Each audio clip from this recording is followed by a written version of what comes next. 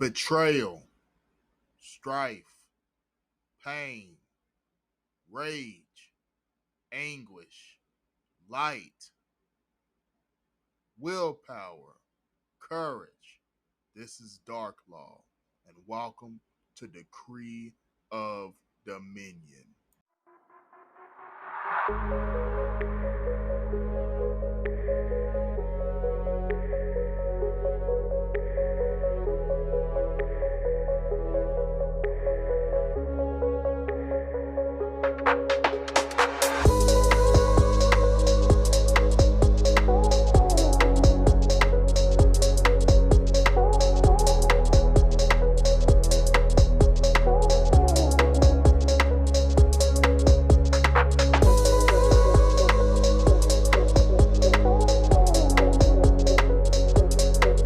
Good evening, and good evening. Welcome to the Decree of Dominion podcast with your host, Darklaw, and welcome to episode 14 of the Darklaw Dominion Mental Health Series. So excited to be back recording the Darklaw Mental Health Series. For those of you that are tuning in, make sure you check out the Black Garden Series dropping September 20th, 2024 at 5 p.m. But again, y'all, we're back with Darklaw. And so we have a very special guest. I'm very honored and privileged to be bringing you none other than Mrs. DeAnna Heard out of Columbia, South Carolina. So if you're a Gamecock fan out there, I know it's football season. I had a close win this weekend against Old Dominion. But again, welcome to episode 14. And so how are you, DeAnna? I'm doing good. Thank you for having me on. I'm looking forward to the conversation. This is definitely an honor to have you. Can you tell the audience, and listeners and viewers alike, a little bit about who you are? Yeah, so DeAnna Heard, live here in Columbia, South Carolina. And I'm a wife, a mother, an author. I'm a mental health advocate. And I have been working in this capacity as a mental health advocate since about 2015, and been just kind of on the journey of helping others unmask the silence of what many deal with secretly, and that's mental health. And I've been doing that through lived experiences, just sharing what I personally went through and how I was able to overcome that. So that is me, DeAnna Heard. Awesome. And so again, y'all, she has almost 10 years of experience being an advocate in this arena. And so as I start off with every episode, everything that's said and spoken here today is again from her own personal convictions and her own personal story and testimony. And so as always, disclaimer, everything said may or may not resonate with you, but I encourage everyone listening and viewing to just take one thing that they can apply to their daily life and to, again, become the best version of themselves and to decree the dominion of their own mind. And so, with that being said, again, welcome to another great episode of Darklaw Dominion. And so, the first question I have for you, again, you mentioned that you are #1 Amazon best-selling international author. What inspired you the most to start writing? Yeah, so I started, my first book was actually an anthology, and I did this in partnership with a number of different ladies from all over. That's definitely what helped to push it to international bestseller. So it was really just during that time, my late husband, I was married before, and he had a massive heart attack and was in the hospital. And pretty much he was on life support for a while, and then he went to a vegetative state coma. And this opportunity came for me to write, and I really just kind of felt like, what am I going to write about? What am I going to talk about? And I just began to journal, and that turned to writing that led to a book. And it was a lot to deal with and process and accept what was going on. And writing was kind of my outlet. And I never would have thought that I would be an author. It was not my area in school, English, writing, none of that. But it is such a relief. It is so healing, and it really helped me. And so I just began to write in the midst of my storm. Amen. I love that you said writing in the midst of your storm, because I hope that one of you all that are listening and viewing, because Sometimes we have a lot of hidden gifts and a lot of hidden calling within ourselves that aren't unlocked until we reach that pinnacle. Again, that's why I love, the Darklaw Dominion mental health series, is because it's about unlocking the darkest part of your mind to reveal the true light that shines. And so if you're out there, maybe you have that hidden gift or that calling from God, and maybe you're going through your storm, maybe you just started your storm, and you're as you listen to her personal story and testimony, I hope that it sheds light on, what you may go on through. Again, we all don't go through the same, you know, situations, but we all have similar outcomes from it. And so I just encourage that maybe you picked up a new hobby, or maybe you started writing, or maybe you started reading more. Maybe you're doing philanthropic work within the community. Just let it know that don't get the worry in the well doing, and just know that, again, your true calling is yet to be revealed. And so, on that note, I know we're going to go into childhood, but I definitely want to go ahead and touch, you know, a little bit on your storm and journey again, because the importance of it is it allowed you to see, some of your true gifts within writing. Again, y'all, hope you guys were listening. She said, that wasn't her strong suit throughout school. You don't have to, similar to sports, right? You don't have to grow up being, reading 100 books and writing and journaling throughout your whole childhood to, have those gifts revealed. God reveals all within due time. And so, with that being said, what was your mindset when that situation kind of first happened, and what were you going through, you know, from the start? Yeah, I was going through a lot.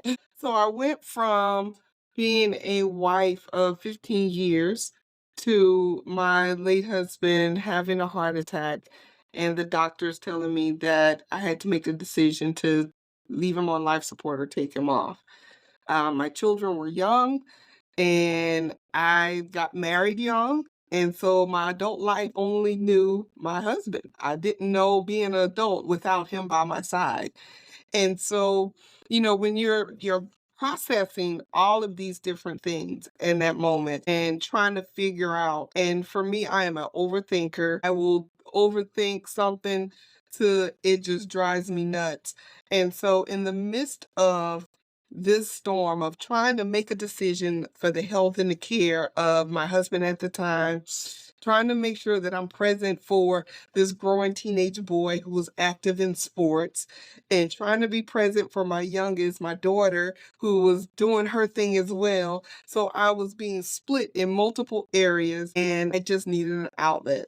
And so I started writing and I began to tell my story. I began to express the feelings and emotions and everything that I was going through at that time. And I began to share the journey. And so it really was a way to document what I was going through and get all of my feelings and emotions out on paper and share that. And it was so much healing for me because, the one thing that with mental health and even for those that have suffered with depression and anxiety, for me, again, not a licensed professional or anything like that, but my lived experience, a lot of my triggers came from me holding in stuff.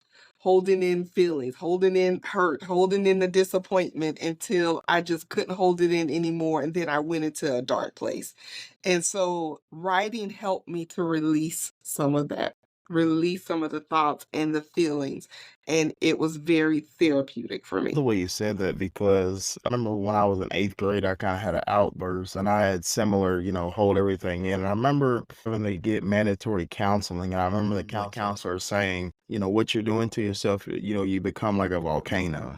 Mhm. And so if you don't know anything about a volcano, all the magma, lava just doesn't come out, right? It's all the rock and magma and the heat, the pressure, the gases, it all stays inside until it erupts. And so that's what we do in life when we hold everything in and don't have an outlet. And so what I want to do first is encourage everyone listening and viewing to find your why, find your Mhm. outlet. Maybe it's not writing, maybe it's not podcasting, maybe it's reading, maybe it's sports, maybe it's going to the gym, find something positive that, again, positive, not necessarily drinking and smoking and coping, but or Mhm. anything like that, but find something positive that you can use as an outlet for your emotions and feelings. Because again, we're all human and we all go through them, right? So, hiding them just, delays the inevitable because eventually they will erupt and you don't want to be on the wrong side of the eruption. And so, what I mean by that is we've seen countless stories of, people, spending life in prison for, maybe pulling out a gun or doing something crazy off a split second or and they always say if you listen to the story it's like I wasn't thinking, I was mad, I was frustrated, I was angry, I had a quick lapse of judgment, and a few seconds can cost you or someone else your life. And so I just want to let people know how serious it is to voice your thoughts and voice your struggles and whatever you're going through and finding that outlet, because a lot of people they don't really talk about the outlet. They kind of just talk about, "Well, you'll get through it," or I'm praying for you, or things of that nature. And that's all great, but you also have to, faith without works is dead. And so you still have to, regardless of the whole community praying and you praying, etc., you also still have to work on your mindset, because again, if just like a pot of boiling water, if the potato just sits in there, it's gonna, soften and turn to mash eventually. And so you want to, find that, encourage everyone to find that outlet, find that reason to persevere and make sure it's a positive thing. It doesn't always have to be with community. Maybe it's just doing 5 sit-ups before you go to bed, and that becomes a habit. You want a habit stack because again, it takes 30 plus days to build a good habit or a bad habit. And so you want to always encourage everyone just to start small. Maybe you're listening and you're like, well, I want to learn how to write, or I want to write a book one day. Start with just journaling, you know, um, journal, a paragraph a day, start small. Like maybe just your thoughts at the end of the day. Hey, here's a summarization of what I went through today. And, start that. Maybe it's just weekly, just to start, and then eventually becomes daily, and, build that habit up until you get well equipped. And so what I'm getting across is, she didn't just write a book overnight, right? A lot of people hear success stories and they're like, "Oh, she became a best-selling author and journal overnight." It's a process. You have to crawl before you walk. And so I just encourage everyone that's listening to, take pride and show yourself grace. It's not going to be, and it's not always going to be a good day. You're going to have pitfalls. You're going to have days where you still have those emotions or you still have those triggers and you feel like setback or something happens and you get frustrated with yourself, but just keep pushing and again keep going forward within those positive outlets. And so with that being said, what was the difference, what was the main difference for you from before you found the outlet and like going through life, and then once you started releasing, and how alleviating was that healing once you kind of set forth that habit? Yeah, so, habits or anything that helps to relieve stress or help to bring clarity is always a healthy choice. There's always other alternatives. We're going through, we can choose other ways to cope. And so this was a healthy choice for me. And while it was challenging, it definitely was challenging for me at first because, again, not being a writer, but the healing part was being able to really just write out and identify the feelings that I was having. We can go through different things and life happens and we have our struggles and disappointments and all of that. But sometimes, the first step is just acknowledging that that pain is there, and sometimes we just overlook it. We become so desensitized to the fact that we're hurting. And, I don't know if anyone's ever had like a serious injury, but sometimes your adrenaline is pumping so much to where as soon as you sit down and quiet yourself, then you realize, like, whoa, I'm really in pain. This really hurts. And I think our feelings and emotions can operate in the same way. And I realized that that was me. If I was going, moving, doing and doing busy work, doing things, which was running the healthcare of my husband at the time and the kids and all of that, I never sat in my emotions long enough to realize that I'm hurting, to realize that I needed a moment to myself, and just to sit in that and write it out, it was healing for me. That's a great point you made because, again, a lot of people, we get caught up in that busy work and where maybe it's going, and everything, is good for consistency, but also moderation. So, like, you can't, go to the gym every day to avoid your problems, right? Like, oh, I don't feel like talking to my spouse, or I don't feel like dealing with the kids, or I don't feel like dealing with my problems or the issue at hand. So I'm just gonna go out with my friends, or I'm just gonna go do something to not have to think about her, or maybe when I get home, he'll be asleep or she'll be asleep, so I don't have to, you know, address the situation. And so I want to help people understand the dangers and the pitfalls of that because, again, you're never really healing. You're kind of just Mhm. coping and coasting through life. And then again, it's back to the volcano analogy.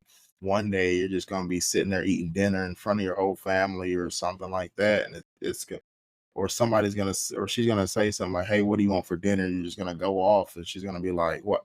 Or he or she's going to be like, like, I just asked if you wanted if you wanted steak for dinner, why are you yelling? Or, are you all right? And then people look at you crazy. And we see that a lot in society. We see it through the stories, the news, you see it in TV shows, you see it in movies where somebody goes off or somebody does something where like, oh, that person's crazy, they're psycho. But it's not that they're crazy. It's that when you have years, months, weeks of just Mhm. pain and trauma and things you don't deal with, again, and like the volcano analogy, explodes. Right. And with human nature, we never realize, people don't look at when something happens, really big, they don't look at what led up to it. They just look at the act.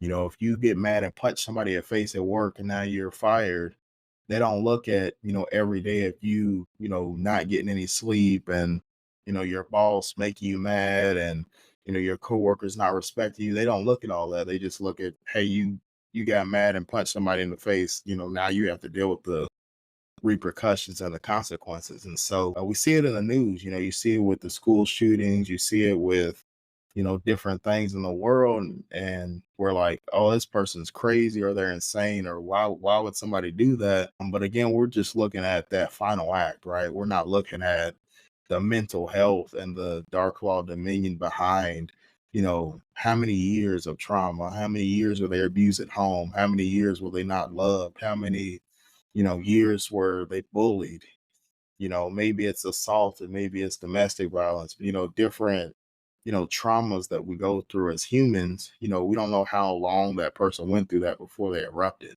We just know that, oh, they went off the deep end and they're crazy, or, they, pulled out a gun or pull out a knife on somebody at the gas station. But we don't, again, take into account, how they got to that point. And so I want to encourage everyone. Everyone has a family member, everyone has someone close to them right now that's going through something. I encourage you to not only show yourself grace, but show your family, show your peers grace, especially at work, especially in the household. Even if you go to church, at church, hold people grace, or show people grace because, again, you never know what anybody's going through. And look out for warning signs. If somebody's not acting like their normal self, when's the last time a lot of people, especially in nowadays, we want to play victim, but when's the last time you checked on somebody? When's the last time? And not just for, to ask, for money or, just to meddle or be nosy, when's the last time you genuinely reached out and asked how somebody was doing? Do you notice, a lot of people say, oh, that's my best friend. When's the last time you actually had a chat with your best friend about real life? And not just, going out to the club on the weekend or going to dinner or just gossiping about, TV shows or, what Johnny did this or what or Brianna did that. When's the last time you really sat down and, assessed your mental health? And so I challenge everyone to, one, look in the mirror and assess yourself, but also, when's the last time you checked on the people you say you're closest to? And so that's my call to action throughout the episode for everyone, is to really look to see, you might have somebody, I guarantee there's somebody in your life right now that's ready to erupt and they just need you to like hear or need someone to say, hey, it's okay, or hey, do you need help? There's somebody in your life right now with that ailment, that go on in their life. And so I just encourage everyone to reach out, be a beacon of light for the community and not just for yourself. And so with that being said, kind of going through, your situation, you know, in your opinion, outside of like, I know you said journaling and writing, but you know, what moment did you know that, hey, you were going to get through this and be able to persevere? I think, one of the things that I learned from my situation, and even when my late husband actually passed away, people would always say, "How are you? How are you?" And it would just make me so furious. I'll be so upset. I absolutely despise when people would say that. And I knew it was coming from a good place. However, in that moment, I'm not good. Like, I just buried my husband. I'm taking care of these kids. We went from a two-income household down to one, so I'm trying to so I'm not good. And so I learned from even my own trauma how to handle other people that are grieving or transitioning or dealing with life. And so I try my best not to ask people, "How are you?" I ask, "How are you today?" Because when you're going through something, it's not good, it's not pretty, but you may only can give account for that moment. Today is Wednesday, is Tuesday, is Thursday. I can tell you how I feel today. Overall, the situation is horrible. It don't feel good. It don't even look good. And I don't know what tomorrow holds. But right now in this moment, this is how I'm feeling, or this is what I need. And so, I felt like, people, when you ask that, it gave this weight of presenting something that wasn't. And so now, I always try to ask people, "How are you today?" And so that was my kind of like my aha moment. I had multiple aha moments. As crazy as it sounds, even in my tragedy, I was learning how to help other people because of some of the things that I went through and what I experienced, even down to the healthcare component. But I realized that many people deal with stuff and they suffer in silence. And so from my tragedy, I didn't want anybody else to have to suffer silently. I did that and I did it way too long. And it is such a dark, unhealthy place to do it in. So I wanted to help others to identify with those unhealthy feelings and know that they're not alone. And so, me becoming an advocate and sharing my story of dealing with depression and anxiety, it was really to help kind of put a face to something that many people look at as so glim and with shame and embarrassment and stigma attached to it. And I was, I dealt with depression. I was suicidal. It was not pretty. And this is before my late husband, got ill and passed away. I dealt with this before, some years before that. And so when he passed away, that's when I became an advocate. I was like, you know what? I gotta help other people. Because if I hadn't did my own healing up until that point, I don't know if I would have made it. If I didn't have the coping techniques, if I hadn't gone to therapy or anything, when that tragedy hit, I don't know if I would have made it if I didn't have those things already in place. I love you said a key word there, and I hope everyone was listening. You said you seek higher counsel, you seek therapy, and you focused on your healing before you could help others. I hope you guys caught that because, again, she said she focused on healing before she became an advocate to help others, but she also knew she couldn't do it by herself, sought therapy. And so I want to encourage everyone, again, seek higher counsel. You can't do it alone. Again, you can't suffer in silence alone. Sometimes you have to reach out to a professional to heal yourself. And another thing I want to say is, again, heal yourself. Again, it's hard to try to help somebody else from an empty cup. And so you want to fill yours up and make sure you're on the process of healing, and it's a process, right? It's an infinite game of life. You're not going to be 100% healed. Nobody's 100% healed, but um, what you're going through is somebody else's breakthrough. And so I encourage everyone, whatever storm you're in is somebody else's sunshine at the end of their storm. So be a beacon of light for others and help them heal. And so with that being said, what are some key triggers or some key indicators that, someone needs to seek counseling, or maybe some signs of early signs of depression and anxiety, in your opinion? Yes. So yeah, in my from my lived experiences, again, not a licensed therapist or anything like that. However, we all deal with stuff and we may have days where we're sad and we're not happy about our situation, things that happen. But when those feelings are prolonged and a week has passed and you're still feeling that way, 2 weeks have now passed and you're still feeling that way, it is definitely time to talk to somebody, especially if you're at a place where you're thinking about self-harm. It's time to talk to somebody. And there's so many resources available that you can call, and even if you just need to call, there's multiple hotlines where you could just call and talk to someone. And so I think the most important thing is knowing you. Like, I knew that I was unhealthy. I'll never forget, I was sitting on the floor in my bathroom, and I was having a moment, and I couldn't shake it. And I was just super emotional, and I was just crying and crying and crying, and I could not stop. And I sat with myself, and I sat in that feeling and emotion, and I began to process why. Like, where is it coming from?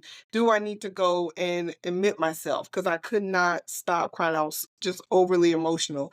And I began to just sit and write and to help just kind of get some of the thoughts out my head, get it out my head. And so we have to be able to know when we're not right, you know? We have to know when, okay, I'm responding in a way that I know is not healthy, or this is not me. I don't normally think like this. I don't normally feel like this or with certain situations. We have to know ourselves and acknowledge that pain point. And even if we have to sit in it for a second to regain our balance, that's okay. If we need to phone a friend, it's okay. And I think, for me as an advocate, that is my biggest message is it is okay to not be okay. It is okay to reach out and to get help, to talk to somebody. Man, again, like she said, self-awareness, again, you should know, when you're not right. And you have to be able to take action. I hope everyone, is hearing what she's saying. Take action. Again, like we said earlier, faith without works is dead faith. And so she wasn't just, regardless if you're a Christian or not, as you're listening, she wasn't just like, oh, well, they'll pray for me, so I'll be all right. Or, just, it'll be okay. Just, again, she said it's okay not to be okay, and you have to take applicable, actionable steps towards your healing. You can't just sit, she wasn't just sitting on the bathroom floor, just shaking her shoulders like, well, okay, I'm healed. I'm done. The tears are, I'm out of tissue. I'm done, I guess. She actually took those actionable steps to seek higher counsel. And so I encourage you, don't just sit and cry yourself to sleep every night. Do something about it. Take those actionable steps. Talk to somebody, talk to a professional. Again, there's countless resources, phone numbers, professionals, websites, etc., that will be fully covered, you know, to help you. And so I encourage you to seek a mentor, seek higher counsel, to help you in those situations, to, try to build your roof before it rains so that when it rains, that you're well taken care of. And I encourage you to always follow up.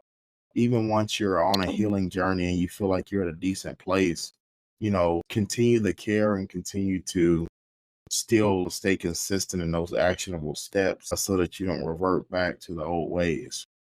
And so you always want to move forward and progress, accordingly. And so again, those are some great tips. So I hope you guys, took heed to those quick little triggers on, you know, again, being self-aware, noticing when you're not okay. Again, like she said, it's okay not to be okay. You don't have to sit in silence. I decree that you are able to, start your healing journey. I know there's somebody that's listening and viewing that's gonna, kind of be on the fence. We're always on the fence. As humans, we're on the fence about a lot of things in life. And I know there's somebody listening that's like, I want to get help. I want to call a counselor or a therapist, but I'm nervous or I'm scared. Or maybe they're like, what will my friends think? What will my family think if I see a shrink? Or you know, what will my spouse think? What will my, siblings think if I see her? I just want everybody to know that your mental health is most important. Your health is most important because, again, like we've been saying all episode, once that volcano erupts, they're not going to be saying, well, I didn't know what my parents or my family would think. They're just going to look at that action and be like, oh, you're Mhm. crazy, or, what's wrong with you? That's always the thing in the community is, what's wrong with you? They crazy. What's wrong with them? Find that out before it's too late. And so I encourage everyone to find that out. And so, with that being said, I know you mentioned kind of a little bit on your childhood, but why don't you go through a little bit of like, how you were raised and, how that shaped the woman you are today? Yeah, so I have the unfortunate story of being a fatherless daughter. My mom was a single mom and raised my sister and I, and she did the very best that she could with what she had. And so, of course, that comes with some trauma. Not having your father in your life and not being able to have that validation from him. And so it has been a struggle over the years, and that was one of the things, again, going into therapy, and you had mentioned, where some people may not want to tell family members or anything like that about them being in a therapy, but usually the one that you don't want to tell, they probably in therapy themselves also, and or may need to be in therapy. So I think, we've made it such this ugly stigma when it is so needed in different situations. There are times when life is going good over the years, from my childhood to now, and I still went and talked to my therapist. Whether it was me setting a new goal or doing something, it wasn't always a tragic event. I think, over the years, I realized that everybody has a voice. Some people just don't have an audience. And so while we all have a voice and something that we want to say or share, we may not just have that person or that audience to listen to us.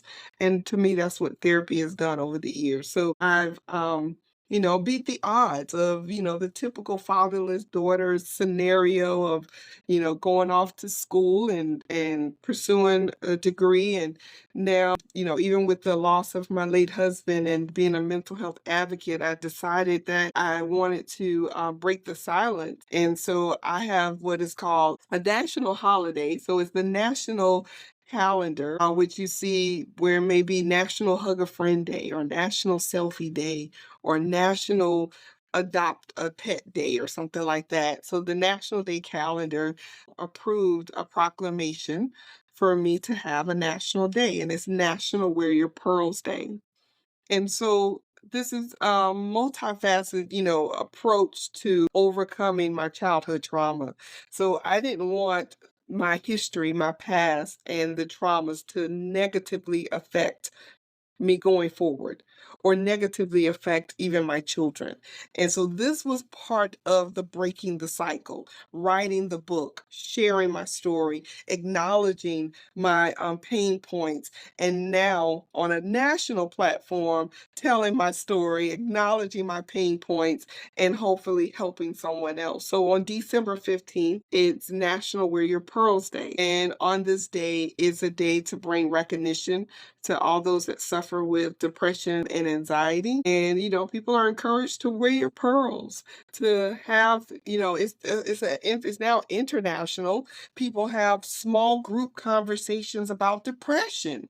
They have meetups and wear pearls. And I look at all the pictures of people coming together and, showing off their pearls and talking about their story of surviving and, how they went through depression and what it did to them, or someone that actually lost a loved one to depression by suicide, and they're able to go through that grief and share even on this day, wear their pearls in remembrance of that loved one.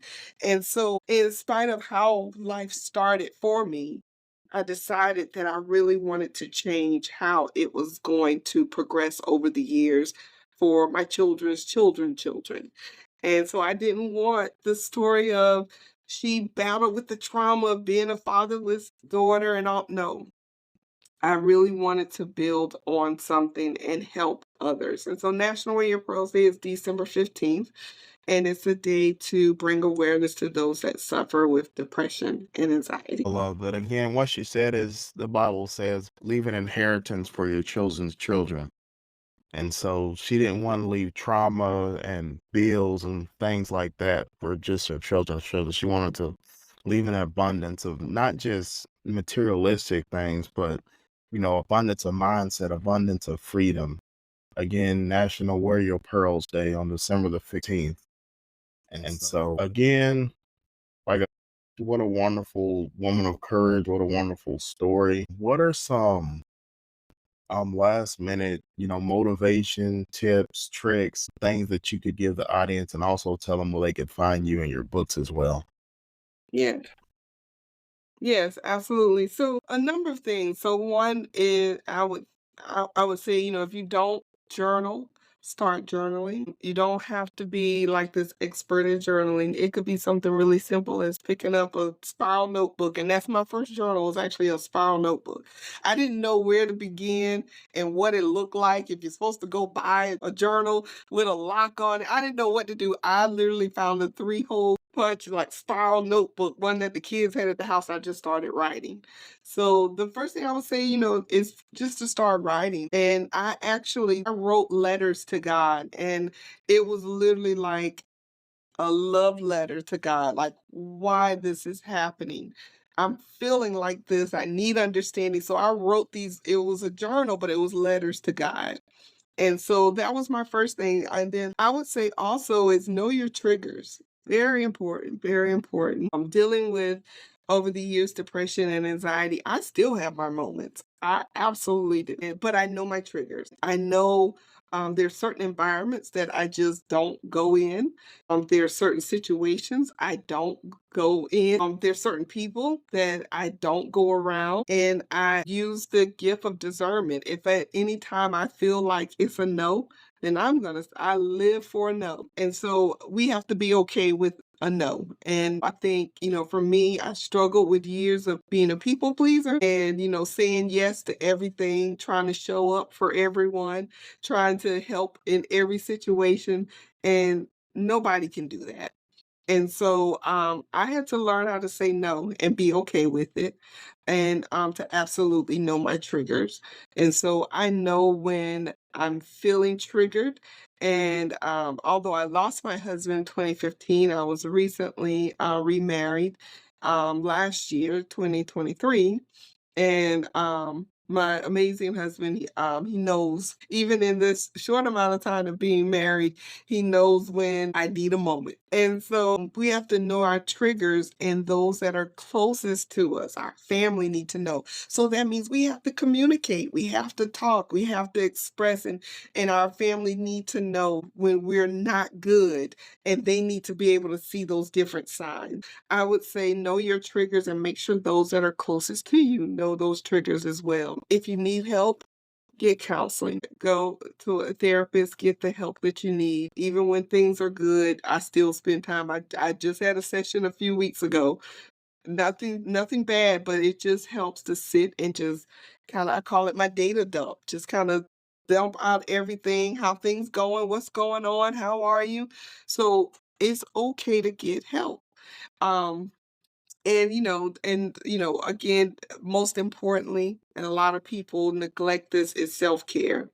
It is okay to have a me moment, whether that's go have lunch by yourself. I love a table for one. Go get a pedicure, or like you said, go to the gym. Whatever it is, have that moment where you take care of self.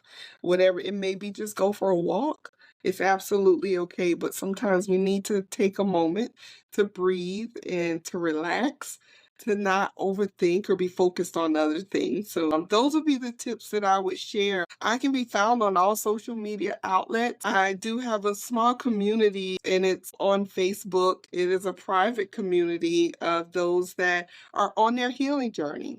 And it's called Pathways to Healing is the group. And we just share helpful tips on how to help each other on our individual journey. Everyone's journey is not depression and anxiety. However, we're still on their path to healing. So, whatever that may be, we're a community where we help each other. My husband and I do one-on-one coaching, and that is pathwaysbook.com, pathwaysbook.com.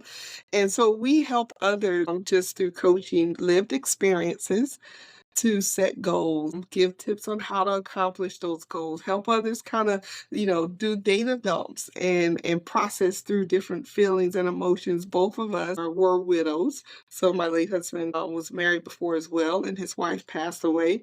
So take this time and space to help others through our social group as well as one-on-one coaching. We just wrote a book, and it's called Pathways, and it's rediscovering. It's our journey of healing and rediscovery.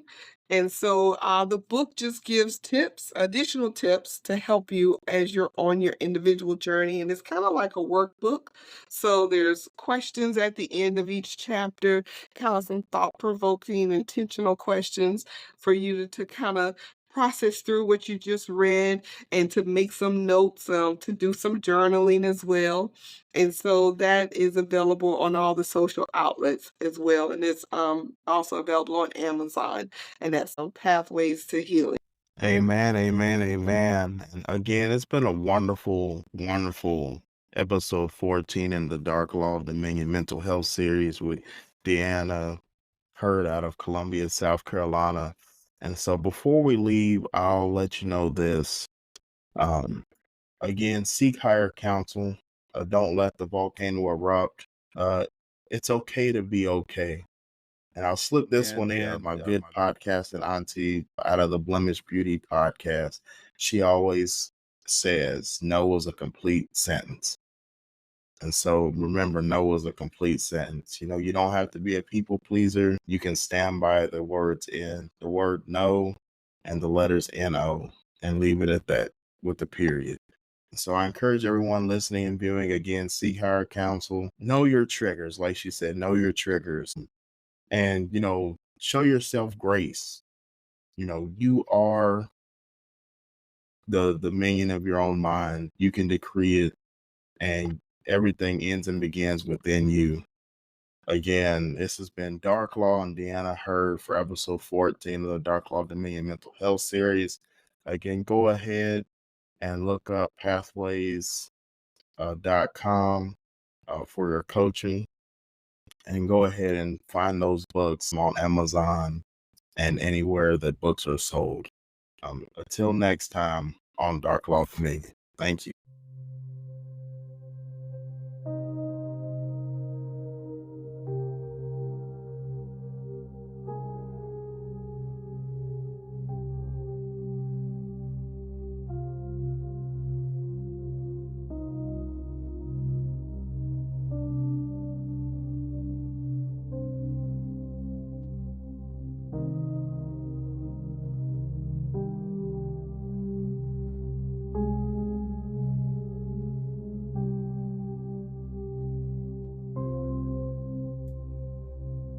Thank you for tuning in to another episode of the Create Dominion podcast with your host, Darklaw.